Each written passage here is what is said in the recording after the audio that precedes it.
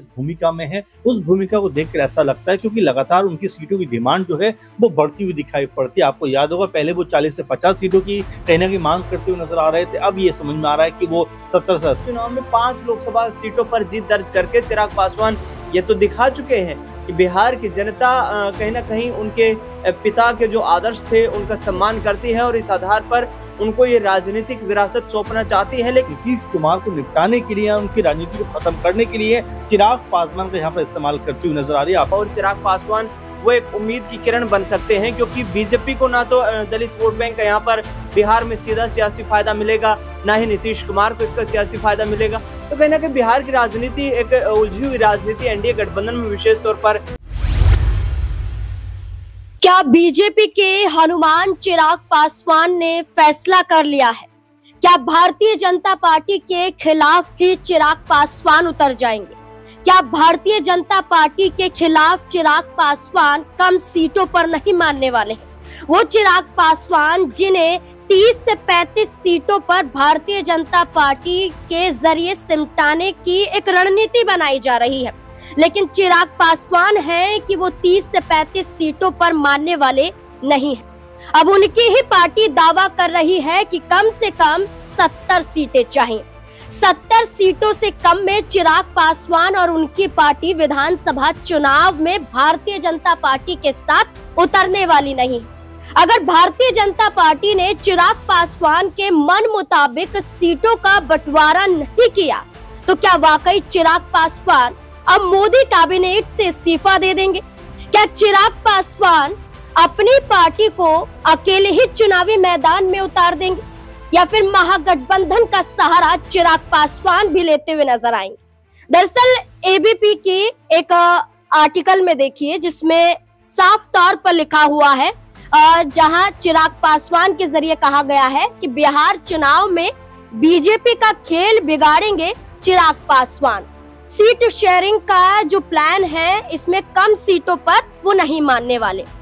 जहां 35 सीटों का 30 सीटों का दावा किया जा रहा था, अब ये खुद कहा गया है कि 70 सीटों की डिमांड चिराग पासवान के जरिए की जा रही है। यहाँ उनकी ही पार्टी के एक नेता ने बिना नाम जाहिर किए हुए शर्त रखी कि उनका नाम सार्वजनिक नहीं किया जाएगा और उन्होंने बताया कि जो लोक जनशक्ति पार्टी रामविलास है इसकी एक बैठक हुई और चिराग पासवान के नेतृत्व में ये बैठक हुई और इस बैठक के जरिए तय किया गया कि हम 70 सीटों से कम पर नहीं मानेंगे, 70 सीटों की डिमांड रखेंगे, ये दावा किया गया है। अब जब चिराग पासवान के जरिए बैठक में 70 सीटों की डिमांड की जा रही है तो क्या अब भारतीय जनता पार्टी से गठबंधन तोड़ने का समय आ गया है? क्योंकि भारतीय जनता पार्टी और जनता दल यूनाइटेड मिलकर 100 से अधिक सीटों पर चुनाव लड़ने की रणनीति बना रहे हैं और ऐसे में अगर चिराग पासवान 70 सीटों की मांग करते हैं तो क्या ऐसे में भारतीय जनता पार्टी ये फैसला कर पाएगी? अगर फैसला नहीं होता है तो क्या चिराग पासवान अब साथ छोड़ देंगे? इसी से जुड़े हुए यहाँ पर तमाम सवाल बन जाते हैं। न्यूज रूम में मौजूद हैं अमन सर, मेरे साथ मौजूद हैं। सर देखिए, अभी तक चर्चा चल रही थी कि चिराग पासवान को 30 से 40 सीटें दे देंगे, 30 से 35 सीटें दे देंगे, लेकिन अब तो 70 सीटों की चर्चा हो रही है। क्या लगता है कि चिराग पासवान को 70 सीटें मिल भी पाएंगी? देखिए, बिल्कुल चिराग पासवान के सहारे ऐसा लगता है कि बीजेपी कोई बड़ा गेम प्लान करना चाहती है। बीजेपी बिहार के अंदर अपने आप को मजबूत करना चाहती है और जो संभावना बन रही है कि भाई नीतीश कुमार कह सकते हैं कि हर बार की तरह इस बार भी मुख्यमंत्री बनने की जो चाह उनकी है वो एक बार फिर नजर आती है। उनको साइडलाइन करने के लिए बीजेपी ने जिस तरह चिराग पासवान को मजबूत किया है, कल आरजेडी के एक नेता भी ये बात कह रहे थे कि बीजेपी एक तरीके से नीतीश कुमार को निपटाने के लिए, उनकी राजनीति को खत्म करने के लिए चिराग पासवान का यहाँ पर इस्तेमाल करती हुई नजर आ रही है। आपने देखा अचानक चिराग पासवान के अंदर बिहार प्रेम जाग जाता है, बिहारी फर्स्ट के नारे देते हुए नजर आते हैं और ये कहते हुए नजर आते हैं कि मेरा प्रदेश मुझको बुला रहा है, मेरा प्रदेश मुझको एक तरीके से अपने यहाँ पर जो मुझे राजनीति करनी चाहिए अपने प्रदेश की, उसके लिए मैं अब प्रदेश लौटना चाहता हूँ। ऐसे में ये बड़ा सवाल उठ जाता है कि जब वो रैली कर रहे थे, जनसभा कर रहे थे एक तरीके से आरा में, उस वक्त भी उन्होंने ये बात कही थी कि भाई मैं 243 सीटों पर चुनाव लड़ने के लिए आया हूँ और मैं जो है इन सीटों पर चुनाव लड़ूंगा। और इसको लेकर ये कहा जा रहा था कि चिराग पासवान पूरी तरीके से बिहार के अंदर अपने आप को अब मजबूत करना चाहते हैं। ये भी माना जा रहा है कि जैसा 2020 में चिराग पासवान ने किया वही खेल अपना सकते हैं चिराग पासवान। जैसा एनडीए के साथ नहीं थे, 137 सीटों पर लड़े, बीजेपी नीतीश कुमार का खेल बिगाड़ा, तो क्या 2020 की तरह अलग हटने की तैयारी है? देखिए 2020 में स्थिति थोड़ी अलग थी, लेकिन अगर आप देखेंगे अब तो स्थिति अलग नजर आती है। और यहाँ पर चिराग पासवान जिस भूमिका में है उस भूमिका को देखकर ऐसा लगता है, क्योंकि लगातार उनकी सीटों की डिमांड जो है वो बढ़ती हुई दिखाई पड़ती है। आपको याद होगा पहले वो 40 से 50 सीटों की कहीं ना कहीं मांग करते हुए नजर आ रहे थे, अब ये समझ में आ रहा है कि वो 70 से 80 सीटें चाहते हैं, यानी कि एक बड़ी सीटों पर चुनाव लड़ना चाहते हैं। उन्होंने जो ऐलान किया था कि भाई 243 सीटों पर भी मैं चुनाव लड़ सकता हूँ, इसके मायने ये थे कि चिराग पासवान या उनकी पार्टी अपने आप को तमाम सीटों पर मजबूत पा रही थी या मजबूत करने की चाह में कहीं ना कहीं इस तरह की बातें कर रही थी कि अगर इतनी सीटों पर उनको चुनाव लड़ने का मौका मिलता है तो एक बड़ी पार्टी बनकर वो उभर सकते हैं। और बीजेपी भी देख रही है कि अगर यहाँ पर अगर 100 प्लस सीटों पर वो चुनाव लड़ते हैं और 70-80 सीटों पर अगर चिराग पासवान जाते हैं, यहाँ पर अगर चिराग जो है 20-25-30 सीटें भी ले आए, बीजेपी 80-90 सीटें ले आई, तो आराम से सरकार बन सकती है। इसी फॉर्मूले के तहत कि नीतीश कुमार को लेकर कोई मजबूरी उनके सामने ना आए या नीतीश कुमार ही मजबूरी ना बने रहे, इसीलिए चिराग पासवान को यहाँ पर बीजेपी मजबूत करना चाहती है। और ऐसे में क्या नीतीश कुमार अब ये मानकर बैठ गए हैं कि बीजेपी उनको मुख्यमंत्री नहीं बनाना चाहती, तो क्या वो अब महागठबंधन की तरफ जाते हुए नजर आएंगे? क्या इंडिया गठबंधन में जाकर फिर से हाथ मिलाएंगे? क्योंकि एनडीए के अंदर तो ऐसा लगता है कि फिलहाल नीतीश कुमार के मुख्यमंत्री बनने पर कोई भी राजी दिखाई नहीं पड़ रहा है। चिराग पासवान से ज्यादा नीतीश कुमार फंसे हुए हैं, क्योंकि नीतीश कुमार सीएम कुर्सी भी चाहते हैं,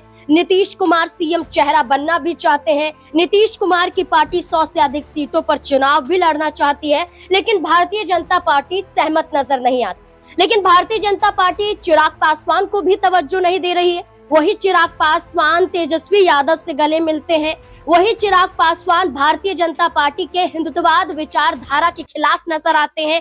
यही चिराग पासवान है जो अब नीतीश कुमार के गढ़ में 29 जून को एक बड़ी रैली का आयोजन करने जा रहे हैं। और नीतीश कुमार के गढ़ नालंदा में पहुंचकर आखिरकार क्या संकेत देना चाहते हैं? क्या नीतीश कुमार की कुर्सी पर बैठने के लिए अब चिराग पासवान ने कमर कस ली है? दिनेश मेरे साथ मौजूद है। दिनेश, क्या लगता है 29 जून को चिराग पासवान नालंदा जाएंगे और एक बहुजन यात्रा है, एक ऐसी यात्रा जो दलितों पिछड़े वर्गों को साधने की कोशिश की जाएगी, तो नालंदा में उनकी रैली और इससे पहले आरा में जाकर ये कहना कि हम सभी की सभी सीटों पर चुनाव लड़ सकते हैं, चिराग पासवान ने क्या अब नीतीश कुमार की कुर्सी पर नजर बना ली है? देखिए यहाँ पर नाजमीन, चिराग पासवान का सभी सीटों पर चुनाव लड़ने का उनका तात्पर्य ये है कि जो एनडीए गठबंधन है वो जिस भी सीट पर यहाँ जिम्मेदारी देगा उन्हें, वो सीट पर चुनाव लड़ने को तैयार हैं। चिराग पासवान ये कोशिश कर रहे हैं कि करीब 25-30 सीटें उन्हें मिलेंगी इस गठबंधन में, और इन 25-30 सीटों में से लोकसभा चुनाव के आधार के ऊपर वो सोच रहे हैं कि यदि यहाँ से 20 सीटें उनके खाते में आ जाती हैं, यानी कि 20 विधायक उनके जीतने में कामयाब हो जाते हैं, तो ये एक बड़ी जीत होगी और बिहार की राजनीति में उनको अपने आप को स्थापित करने का एक अच्छा अवसर मिलेगा। क्योंकि लोकसभा चुनाव में 5 लोकसभा सीटों पर जीत दर्ज करके चिराग पासवान ये तो दिखा चुके हैं कि बिहार की जनता कहीं ना कहीं उनके पिता के जो आदर्श थे उनका सम्मान करती है और इस आधार पर उनको ये राजनीतिक विरासत सौंपना चाहती है। लेकिन विधानसभा के यहाँ पर लेवल पर कितनी कामयाबी उन्हें मिलेगी, ये एक बड़ा सवाल है। दूसरी बात आपने जो कही कि दलितों और जो पिछड़ों के वोट बैंक को पाने के लिए यहाँ पर कोशिश कर रहे हैं, जाहिर तौर पर कोशिश अवश्य करेंगे, क्योंकि ना तो भारतीय जनता पार्टी को दलित वोट इतना जो है उनकी तरफ आकर्षित हो पाएगा, ना नीतीश कुमार को उस वोट बैंक का फायदा मिलेगा। तो जीतन राम मांझी और चिराग पासवान ये दो ऐसे राजनेता हैं जिसके आधार पर यहाँ पर दलित वोट बैंक को साधने की कोशिश बीजेपी की रहेगी। तो बिहार में दलित वोट बैंक जिसकी नजरें यहाँ पर कहीं ना कहीं एक ऐसी उम्मीद पर है, और चिराग पासवान वो एक उम्मीद की किरण बन सकते हैं, क्योंकि बीजेपी को ना तो दलित वोट बैंक का यहाँ पर बिहार में सीधा सियासी फायदा मिलेगा, ना ही नीतीश कुमार को इसका सियासी फायदा मिलेगा।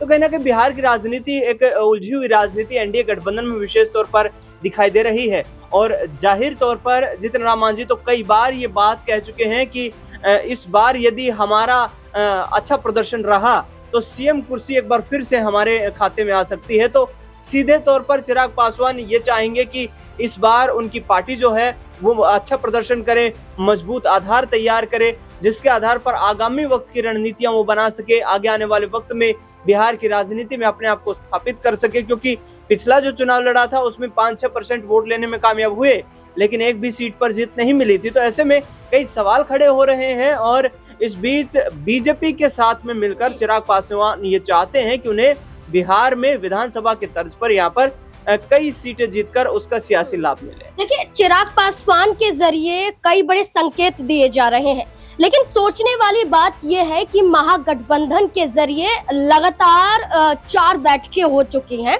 लेकिन फैसला नहीं हुआ है। लेकिन एनडीए के जरिए एक भी बैठक अभी तक नहीं हुई, जहां सीटों को लेकर चिराग पासवान अपनी मांग रख रहे हैं, नीतीश कुमार की पार्टी अपनी मांग रख रही है, वही भारतीय जनता पार्टी इस बार सत्ता में आना चाहती है। और भारतीय जनता पार्टी के नेता खुद ये दावा कर रहे हैं कि सहयोगियों को पीछे लेकर चलना चाहिए और भारतीय जनता पार्टी को सत्ता में आना चाहिए और सीएम कुर्सी हासिल करनी चाहिए। अब ऐसे में ये देखना होगा कि अगर एनडीए गठबंधन की बैठक होती है तो क्या चिराग पासवान 30 से 35 या 40 तक की सीटों पर मान जाएंगे, या 70 सीटों की जो मांग की जा रही है इसके आधार पर बगावत कर जाएंगे। चिराग पासवान के इस कदम को लेकर आपको क्या लगता है? अपनी राय कमेंट सेक्शन में जरूर दें। देखते रहे SPN9 न्यूज। धन्यवाद।